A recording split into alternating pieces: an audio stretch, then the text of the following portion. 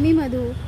तर बऱ्याच दिवसांनी तर पोस्ट करायचं यासाठी की आत्ताच एक छोटासा व्हिडिओ पाहिला आणि त्या व्हिडिओमध्ये एक बाळ म्हणजे एक मुलगा होता, थोडासा मोठा, आणि मग तो रडत होता. त्याचं काहीतरी होतं की बाबा त्याचा आजारपण आहे म्हणून त्याच्या घरच्यांनी शेत विकलं. आणि मला तो व्हिडिओ बघून खूप वाईट वाटलं आणि मी त्याच्यासाठी काहीतरी चांगलं कमेंट करावं असं माझी इच्छा झाली.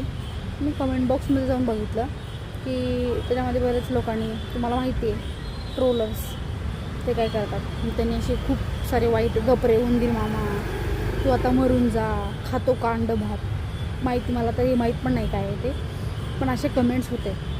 आणि लिटरली त्या कमेंट्स पाहून मी बॅग घेतला आणि मी तो व्हिडिओ स्क्रोल केला. आता याच्यासाठी मी जिम्मेदार आहे का समाज जिम्मेदार आहे का तो मुलगा जिम्मेदार आहे? हे आपलं छोटंसं जे लाईफ आहे ना, किंवा हे आपलं खूप मोठं लाईफ आहे ना, त्याच्यावरती हा इंटरनेटचा जो किडा जागृत झाला, त्या इंटरनेटमुळं कोण खरं आहे आणि कोण खोटं हे करणं खरंच खूप खूप अशक्य आहे.